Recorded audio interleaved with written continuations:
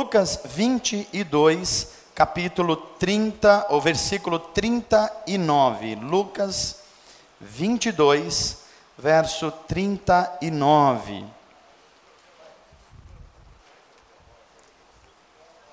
Lucas é um dos evangelistas, um dos biógrafos de Jesus. Mateus, Marcos e João são os outros. E Lucas também era um discípulo de Paulo, o apóstolo. Então ele acompanhou a vida de Paulo, escreveu sobre Paulo, sobre os ensinamentos de Paulo. E Lucas era um professor, um historiador, um intelectual, por assim dizer. O evangelho de Lucas é o mais detalhado da Bíblia. Você vai ver, por exemplo, Mateus chamando o mar da Galileia de mar, mas Lucas não chama de mar. Ele sabe que o mar é o Mediterrâneo. E ele vai chamar de quê mesmo? Lago de Genezaré. Lucas é detalhista no que ele escreve. A cronologia de Lucas é mais apurada. Então, cada um se serve de um estilo para proclamar o Cristo, Jesus de Nazaré. E é bom que a gente tenha essas percepções. Vamos ler? Lucas 22, verso 39, cujo título é Jesus ora no Monte das Oliveiras. Verso 39, a palavra de Deus diz assim: como de costume, era costume de Jesus, Jesus foi para o Monte das Oliveiras, e os seus discípulos o seguiram. Chegando ao lugar, ele lhes disse: orem, depois que vocês entrarem em tentação. Orem quando? Orem para que vocês não caiam em tentação. Ele se afastou deles a uma pequena distância, ajoelhou-se e começou a orar. Pai, se queres, afasta de mim este cálice. Contudo, todavia, não seja feita a minha vontade, mas a tua. Apareceu-lhe então um anjo do céu que o fortalecia. Estando angustiado, ele orou ainda mais intensamente, e o seu suor era como gotas de sangue que caíam no chão.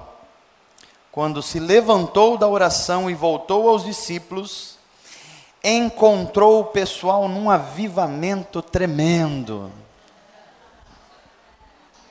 Encontrou-os dormindo, dominados pela tristeza.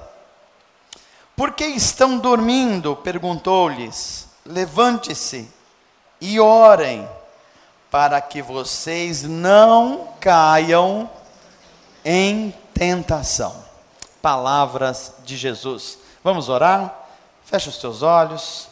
Pai, humildemente estamos diante dessa palavra, que é viva, que transforma, que liberta. Pedimos ajuda inestimável do Teu Espírito Santo. Só o Senhor conhece os corações. Só o Senhor sonda o profundo do ser. Que a nossa mente receba a Tua palavra e retenha a Tua palavra. Que o nosso coração se abra para ser transformado por essa palavra de vida. Salva-nos, inclusive de nós mesmos. Salva dos nossos falsos conceitos sobre Deus e a respeito de Deus. Salva-nos dos nossos enganos e nos ajuda diante dos nossos Getsemanes. Em nome de Jesus, assim te pedimos. Amém. Amém. Amados, gostaria de começar a mensagem de hoje dizendo a vocês o quanto os seres humanos, eu e você, a raça humana, a humanidade, é capaz de fazer coisas extraordinárias. E deixe-me dar um exemplo para vocês.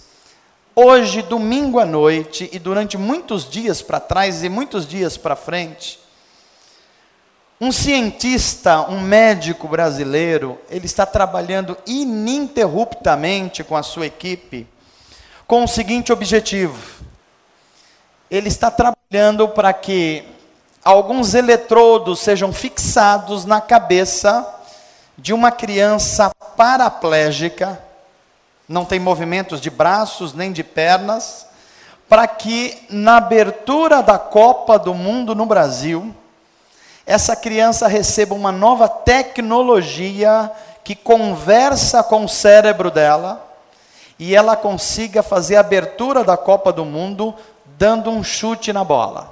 Uma criança tetraplégica que não tem nenhum movimentos. Eles estão trabalhando intensamente nisso, para que na abertura da Copa do Mundo isso seja possível. E eu fiquei pensando como o ser humano é capaz de fazer coisas impressionantes. Coisas terríveis, como um Hitler, por exemplo, de matar tanta gente. Mas gente como esse médico brasileiro, que está dedicando a vida dele, o nome dele é Nicoleles. Ele está dedicando a vida dele a fazer com que crianças, principalmente, que não têm movimentos, consigam se movimentar com essa nova tecnologia. Ele está tentando implantar, inclusive, chips e eletrodos, implantar mesmo no cérebro humano, para ele receber os impulsos nervosos e mexer os membros do corpo. Olha que coisa especial, que coisa linda. E eu fiquei pensando como, se esse homem conseguir fazer isso, e eu oro e torço para que ele consiga, quem sabe talvez o Brasil tenha o seu primeiro prêmio Nobel. Primeiro prêmio Nobel de medicina. E eu estou torcendo muito para que isso aconteça ao Nicoleles, esse cientista brasileiro. Estou falando ele porque há seres humanos que eles passam pela vida e eles não se bastam. Seres humanos que eles não estão satisfeitos apenas em se realizar. Eles não estão satisfeitos apenas em trabalhar, em ganhar dinheiro, e viajar, e fazer essas coisas boas da vida, mas eles querem adiante. Eles querem que a sua vida tenha um legado, eles querem tornar possível coisas que ninguém fez. Eles querem ajudar pessoas de uma forma inédita. Há pessoas assim, a gente chamaria talvez essas pessoas de idealistas.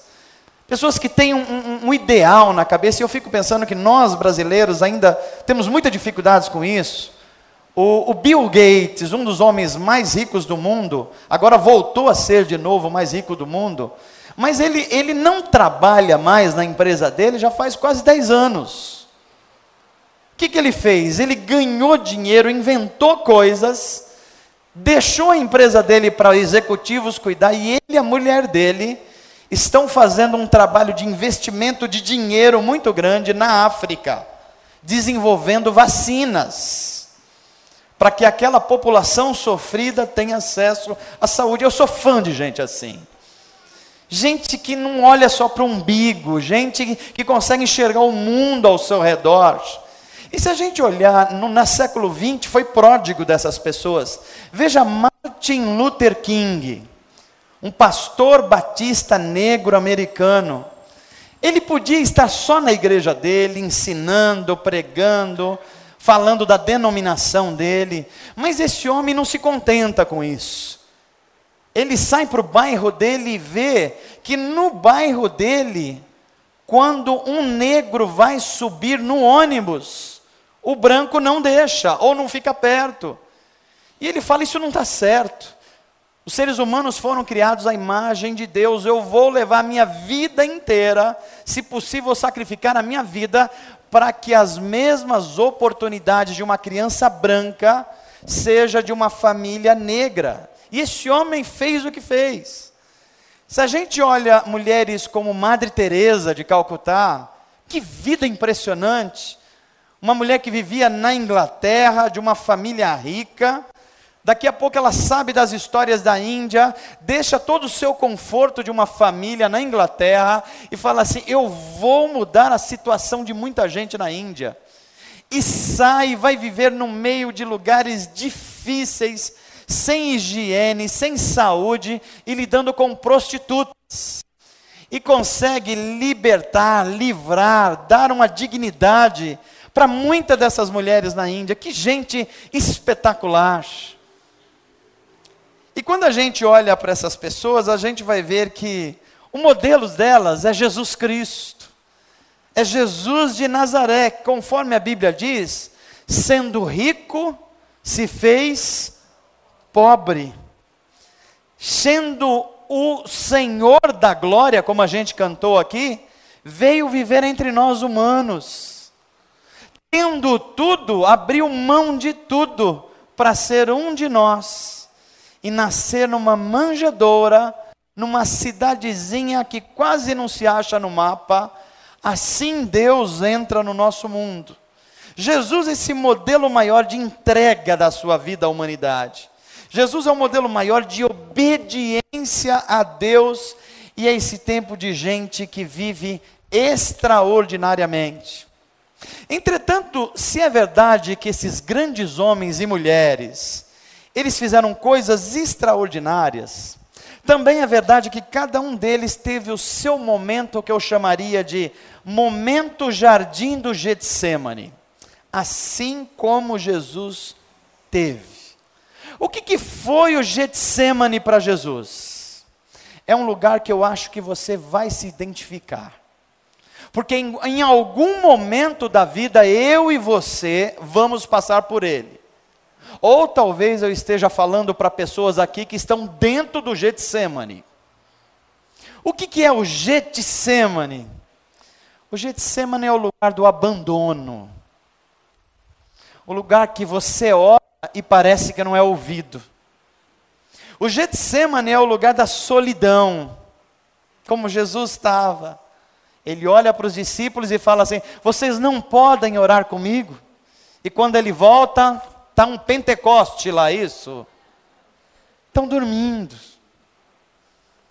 O Getsêmani é o lugar do limite físico.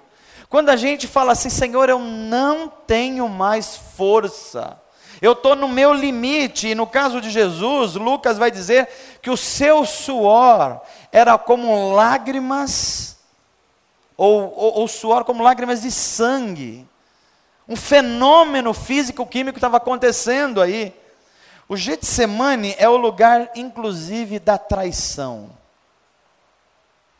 É onde o Judas vai chegar. E o Judas vai beijar Jesus. E aquilo que era para ser um carinho, de amizade, de apreço, foi entregar Jesus de bandeja aos judeus e aos romanos. O Getsêmani, inclusive, é o lugar da incompreensão. E não é incompreensão de quem está longe, não. É incompreensão de quem está muito perto, como os discípulos. É incompreensão de talvez da família. É incompreensão até dos irmãos de fé. É incompreensão de gente que é importante para a gente. Esse é o Getsêmani. E a semelhança de Jesus Cristo, grandes homens e mulheres foram forjados na fornalha da vida. Como é que se construiu grandes caráteres de pessoas, de mulheres e homens? Foi na dificuldade, foi na solidão, foi no sofrimento, foi no abandono. Nesses momentos essas pessoas cresceram, foi na doença, foi no desespero. Essas pessoas ganharam uma nova condição espiritual e, capacitados por Deus, foram aonde ninguém mais foi e fizeram o que ninguém mais fez. Os americanos têm uma frase que eu acho muito interessante para definir o que é o Getsêmani. Eles dizem assim: no pain, no gain. Sem dor, sem ganho. Em bom português, sem dificuldades, ninguém se torna grande ou representativo de verdade. E de certa forma, todos nós, em algum momento da vida, vamos experimentar esse Getsemane. É esse momento crucial, onde nós desistimos de tudo, ou onde de fato a gente passa por um novo nível de capacitação do Espírito para fazer coisas inéditas. Para Jesus, ele teve toda a chance de parar.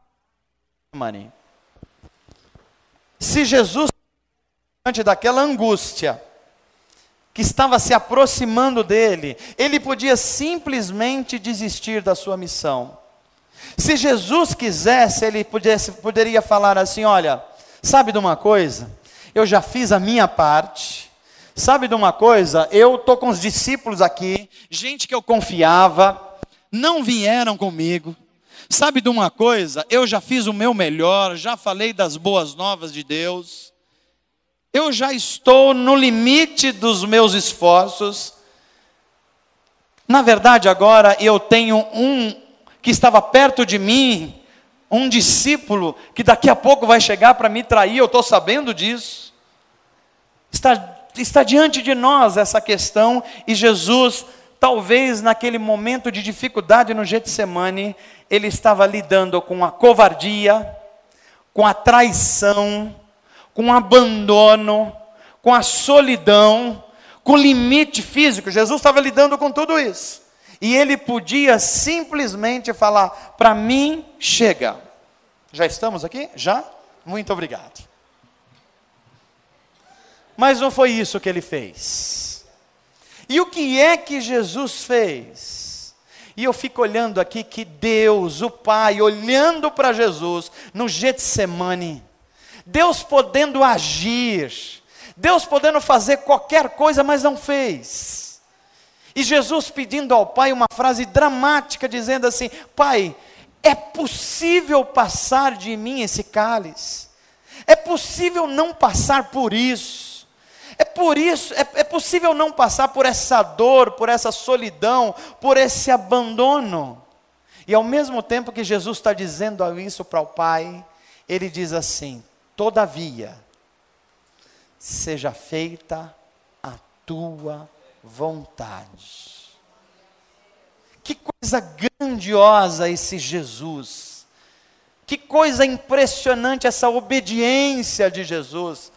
Deus, está doendo, está difícil, eu estou sentindo todas as agruras dos seres humanos em mim, é possível passar esse cálice? E antes que Deus responda, ele diz assim: seja feita a tua vontade. Assim como Jesus de Nazaré, cada um de nós, ao tentar empreender alguma coisa boa e justa, escute o que eu estou te falando, porque isso vai ser importante na sua caminhada de fé. Toda vez que você tentar empreender alguma coisa boa, alguma coisa justa, toda vez que você for lutar por uma coisa digna, toda vez que você quiser mudar uma situação que precisa ser mudada, toda vez que você estiver nessa missão de vida, de fazer a diferença, vai aparecer um Getsemane para você. Não tenha dúvida disso. Todas as vezes que a gente sai da zona de conforto da nossa vida, todas as vezes que você fala assim: Senhor, usa a minha vida, você vai experimentar em um Getsemane. E o que é o Getsemane, na verdade, na nossa vida, usando a experiência de Jesus? Getsemane é o lugar aonde ocorrem as maiores batalhas espirituais. É o lugar onde você vai enfrentar, como Jesus enfrentou, os seus piores inimigos.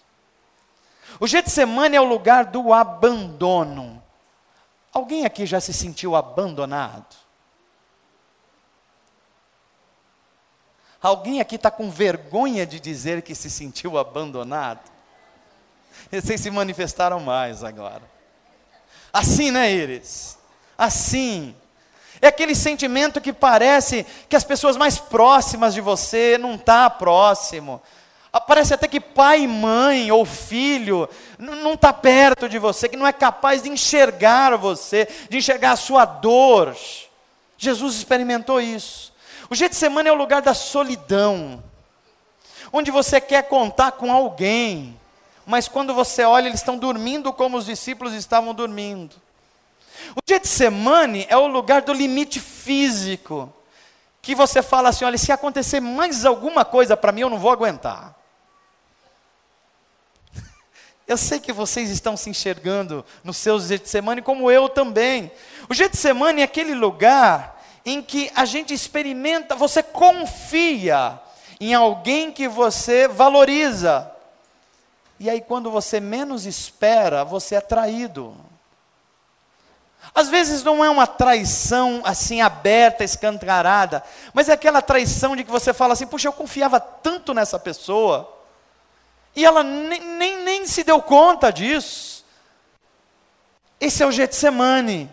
É o Getsemane da incompreensão, onde você está falando de coisas que pulsam a sua vida, mas parece que o ouvido dos outros estão mocos. Sabe o que é moco? Eu sou filho de nordestino.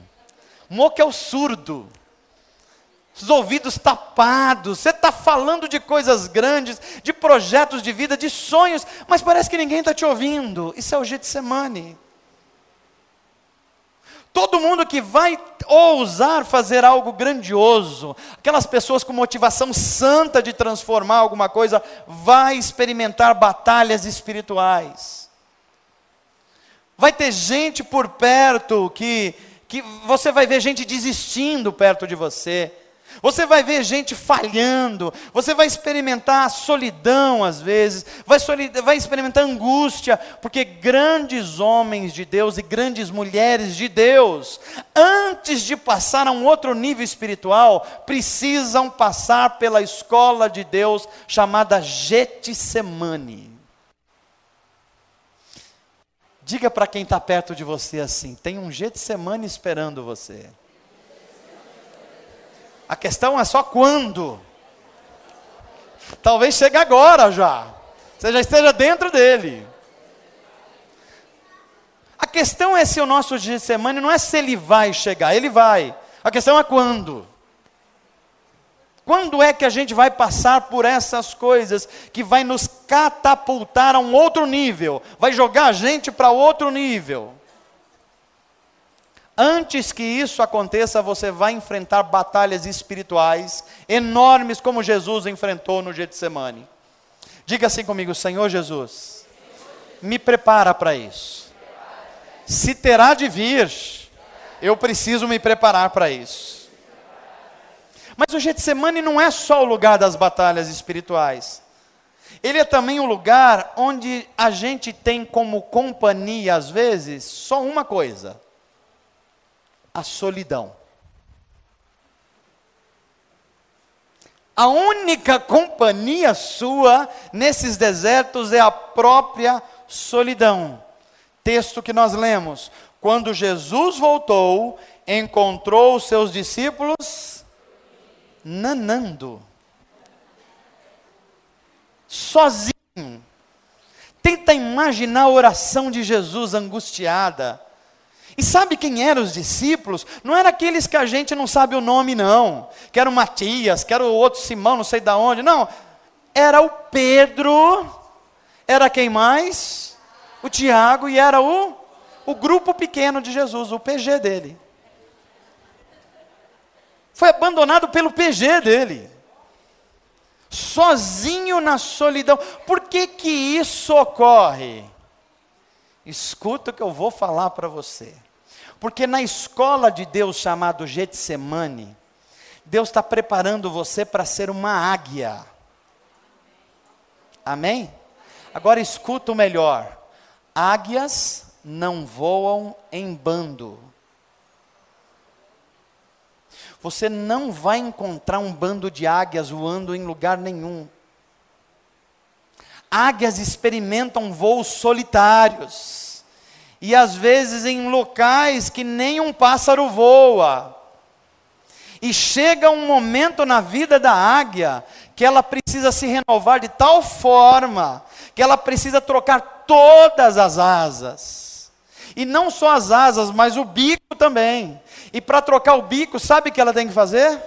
ela tem que voar muito alto, olhar para um despenhadeiro de pedras, uma montanha de pedra, fazer um voo cego e bater o bico na pedra. Sabe para quê? Para quebrar o bico velho e o bico novo nascer fulgurante. E eu fiquei pensando aqui se a gente não tem que quebrar muitos bicos ainda.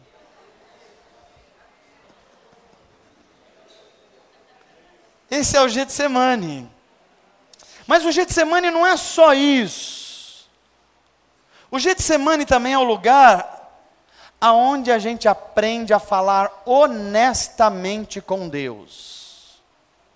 É o lugar e o momento onde você pode falar abertamente. Você pode rasgar o seu coração diante de Deus e falar para Ele que você não está contente, que você está sofrendo, que você está no seu limite. Esse é o lugar para você falar, como Jesus fez. Talvez muitos de nós, quando lê esse texto, a gente espera que Jesus vai falar uma coisa cósmica, vai falar uma coisa assim, sei lá, angelical. Ele vai falar das ordens dos anjos. Não, Jesus fala assim: Pai, sabe o que eu quero mesmo? O que eu quero é que o Senhor faça passar de mim esse cálice. É isso que eu quero. Jesus abre, rasga o coração, porque o Getsemane é esse lugar que cada um de nós vai ter que rasgar o coração diante de Deus. Você vai ter que falar para Ele: Deus, eu não aguento mais. Deus, se continuar assim, não vai dar mais. É possível uma outra forma. O Senhor não poderia interferir agora. O Senhor não podia mudar essa história. O Senhor não podia mudar esse futuro. Eu já fiz de tudo, eu já aconselhei, eu já falei, eu já fiz tudo que estava na minha alçada. O que é possível fazer? O Senhor não pode fazer isso. É no Getsemane que isso acontece. E sabe de uma coisa? Deus ouve você. Sabe de outra coisa? Pode ser que Deus não te responda na hora, mas Deus ouve você. E à medida que você vai falando para Deus, Deus vai curando o seu coração. À medida que você se rasga na sua alma diante de Deus, Deus vai curando você. Pastor, será que é porque eu não rasguei o meu coração honestamente com Deus, que eu ainda permaneço nesse vai e não vai, que eu não consigo ir nem vir, que eu não consigo crer de verdade, que eu não sei bem se Deus existe? Se Ele existe, parece que Ele não está preocupado comigo. Se Ele existe, parece que Ele conhece todo mundo, mas não me conhece. Será que é por isso, pastor? É por isso. Você precisa rasgar o seu coração diante de Deus. Pastor, e se eu falar uma coisa que ofende Deus? Não, não tem nada que você possa falar que possa ofender Deus, se o coração seu estiver rasgado e falando honestamente diante de Deus. Eu gosto muito de uma imagem em relação a Deus e a mim. Quando eu estou muito angustiado, quando eu sinto que eu não estou fazendo aquilo exatamente que Deus quis que eu fizesse, quando eu me sinto que eu não estou absolutamente conectado com Deus, eu vou orar. E à medida que eu vou orar, eu imagino Deus um oceano.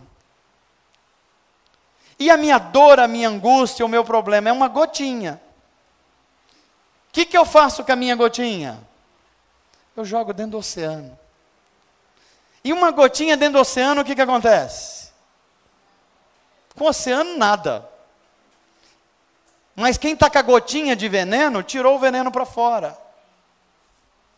Falar honestamente com Deus é jogar o seu veneno para fora. Se ele não vir para fora, ele vai causar estrago em você. Será que todos nós, ou muitos de nós, precisamos jogar venenos para fora nessa noite?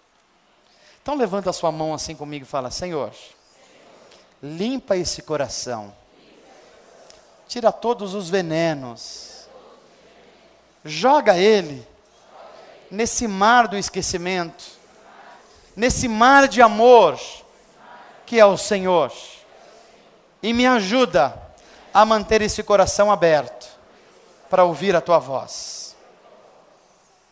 Amém, gente?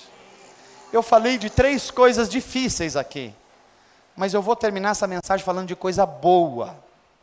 O Getsemane tem coisa boa. Aliás, tudo é bom, é que a gente não gosta muito de algumas coisas.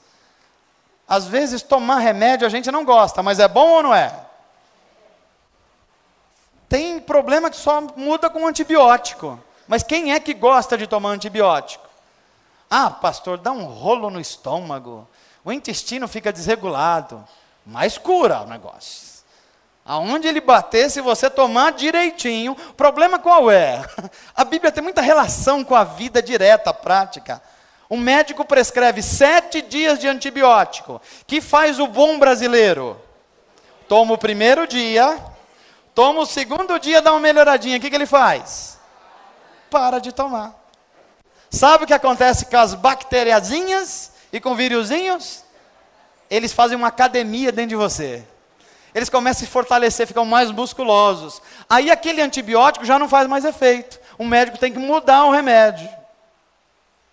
Ah, pastor, então de hoje por diante, 7 dias de antibiótico para cuidar daquele probleminha que eu tive de intestino que comi demais. É isso mesmo.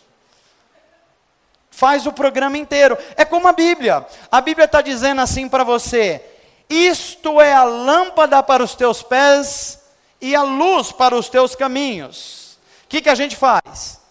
Ah, Deus, eu tenho uma lanterninha aqui que eu resolvo o problema. E é por isso que a gente não é curado completamente por Deus. Eu disse a vocês que cada um de nós vai passar pelo Getsemane. Eu disse a vocês que o Getsemane é a escola de Deus, onde você vai enfrentar batalhas espirituais. Disse a você também que o Getsemane é o lugar em que a companhia única que você vai ter é a solidão.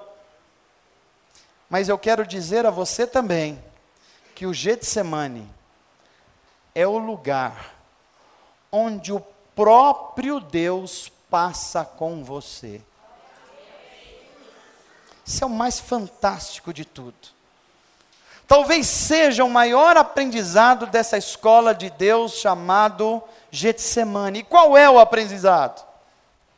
É que o próprio Deus vai aparecer na fornalha, como apareceu para aqueles 3 hebreus, Sadraque, Mesaque e Abednego. No Getsemane a gente está orando assim: Deus, se possível, passa de mim esse cálice. E Deus está dizendo assim: não vou passar esse cálice porque eu estou aperfeiçoando você.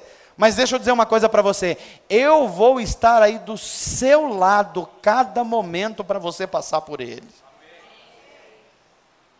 No seu Getsemane, se você não desistir, vai acontecer isso que talvez você não tinha prestado atenção e leu no texto bíblico.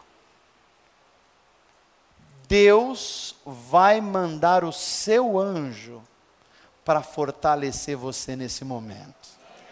Os anjos do Senhor acampam. Eu gosto dessa palavra. Sabe o que é acampar? Acampar não é você aparecer assim de supetão. Acampar é você montar um acampamento. Aliás, se você tem os olhos da fé abertos, tem um acampamento de anjos aqui. Deus está entre nós. Ele está curando pessoas aqui hoje. Ele está libertando pessoas aqui hoje. Ele está dando novas visões de vida para pessoas aqui hoje. Os anjos do Senhor estão aqui. Porque é uma promessa de Deus. Eles acampam ao redor dos que o temem. Você teme a Deus? Então é uma certeza. Tem anjos do Senhor ao seu lado acampando.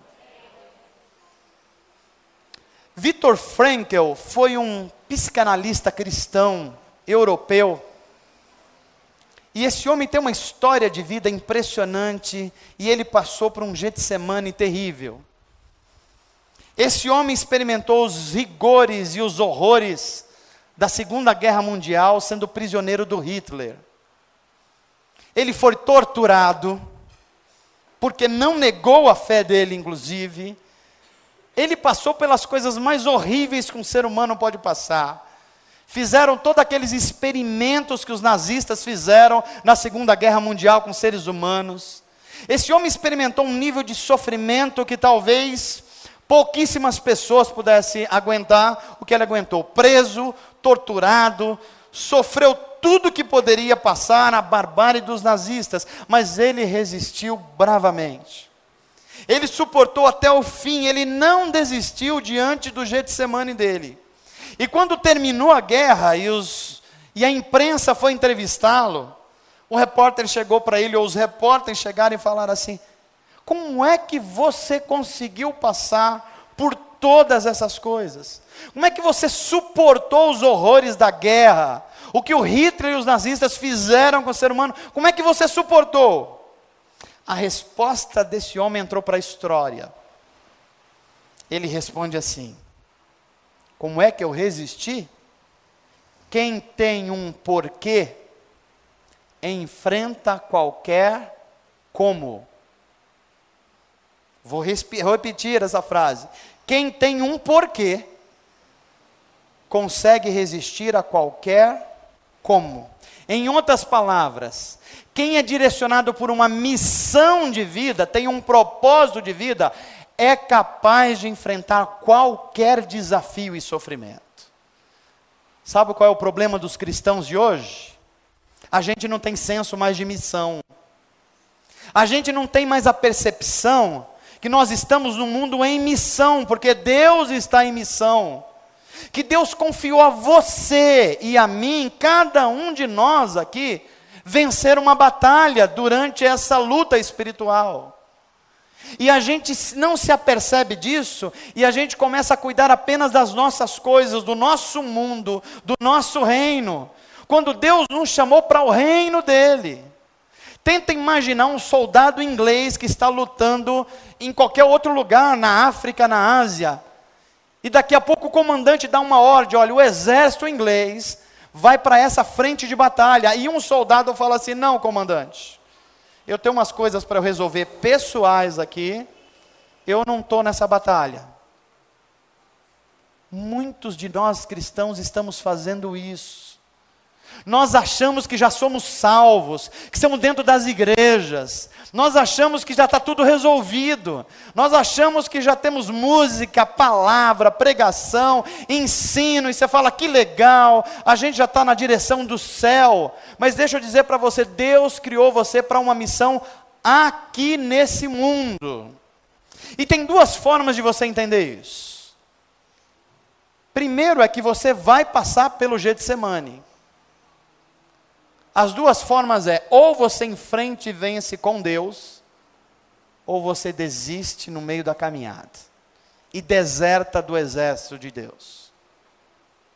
Viktor Frankl falou: quem tem um propósito é capaz de enfrentar qualquer coisa. E Jesus de Nazaré foi a maior prova disso. Jesus tinha um propósito. Ele sabia que a humanidade estava ali nas costas dele. Ele sabia que um dia o meu pecado estaria diante dele. Ele saberia como me ensinar diante da solidão que eu ia viver hoje no século 21. Ele saberia me ensinar que às vezes eu vou ter que caminhar sozinho, e eu preciso ter forças e confiar em Deus, porque Ele está do meu lado. Jesus sabia disso. Agora, o que eu mais gosto nessa história é o que acontece com aqueles que não desistem. Lucas registra assim: e apareceu um anjo do céu que o fortalecia. Você sabe que eu tenho impressão, eu não sei se você já teve impressão, mas eu tenho a impressão que em alguns momentos da minha vida, Deus coloca anjos do meu lado. E às vezes são até anjos de carne e osso. Pessoas capazes de abraçar a gente, de encorajar a gente. Pessoas de falar assim: olha, eu gosto de você, eu amo você. E eu estou a fim de estar junto com você para a caminhada. É gente que Deus coloca do nosso lado, mas insuspeita, às vezes nem é cristão. E você está num momento assim, e alguém entra na sua loja e falou assim: puxa vida, tem uma luz no seu rosto, tem algo diferente em você, parece que Deus transparece em você, e você por dentro está num Getsemane, a coisa está lá pegando, mas você toma aquela respiração assim, fala: Deus, obrigado por esse anjo. Sabe quando você está difícil, com uma situação complicada, e alguém escreve uma coisa para você, encorajando você? É um anjo de Deus. Você está no Getsemane. Sabe quando você está precisando, mas você tem vergonha de falar, e você não quer expor a sua fraqueza, mas daqui a pouco aparece alguém e fala assim: meu irmão, eu estava orando, eu não sei porquê, mas eu senti Deus de fazer isso e eu fiz, já fiz. Aí você fala: Deus mandou um anjo. Os anjos do Senhor acampam-se ao redor dos que o temem. O próprio Deus vem viver com a gente no meio do nosso Getsemane. E eu quero terminar essa mensagem hoje dizendo a você: se você está no meio de um Getsemane, se você se sente só na sua luta, não pare em nome de Jesus. Deus está mandando um anjo para estar do seu lado. Você não está sozinho, Deus está com você. Se você está no meio de uma situação em que você não é compreendido, você está lutando com todas as forças, não pare. Se o seu coração está em Deus, Deus está do seu lado andando com você. Se você está enfrentando uma enfermidade que está amarrando você, está impossibilitando você, e o seu coração está em Deus, não pare, Deus está do seu lado e você vai vencer. O anjo do Senhor acampa-se ao redor dos que o temem. Talvez você que está numa dor, num sofrimento, você fala assim: pastor, o senhor não terminou o versículo. Eu sei. E o fiz de propósito. O anjo do Senhor acampa-se ao redor dos que o temem e os... Deus livrou Jesus? Deus livrou Jesus? O que você acha? Esse é o meu e o seu Getsemane. Nós estamos lá dentro do Getsemane, cada um de nós. A oração de Jesus é: se possível, passa de mim, muda essa situação, muda o meu trabalho, muda o meu marido, muda a minha esposa, muda um monte de coisa. E Deus está ouvindo você e dizendo assim: tudo que eu vou te dar agora é um anjo para estar do seu lado. Ele vai acampar do seu lado. Enquanto tiver Getsemane, tem um anjo do seu lado. Por que é que Deus faz isso? Porque o Getsemane é uma escola de Deus. Tem coisas que eu e você vamos ter que passar. Senão a gente não cria anticorpos espirituais. Sabe o que é o anticorpo? A criança nasce, está sem defesas no organismo. Se uma mãe criar uma criança dentro de um apartamento, sem nunca ver uma terra, uma areia, um bichinho, uma planta, o que vai acontecer? A primeira oportunidade que a criança tomar contato com isso, ela vai adoecer. Por que é que isso acontece? Porque ela não tem defesas no organismo. Assim somos nós espiritualmente. Como é que Deus forja cristãos genuínos? É no meio da dor. Como é que Deus cria pessoas, forja pessoas extraordinárias, como esses nomes que eu falei aqui? É no meio do sofrimento, é no meio da solidão, é no meio de um lugar onde você não está sendo entendido. É um lugar onde você tem que olhar para Deus, porque só tem Deus para você olhar. Não tem mais nada. É nesse lugar que Deus forma gente extraordinária. Fala para quem está perto de você assim: Deus quer formar um exército de gente extraordinária. E eu não sei porquê. Eu estou olhando para você. Só que tem um Getsemane para você atravessar. E diante da sua oração, Deus livra, passa esse cálice. Talvez a resposta de Deus vai ser só para você: tem um anjo do seu lado para você atravessar o Getsemane.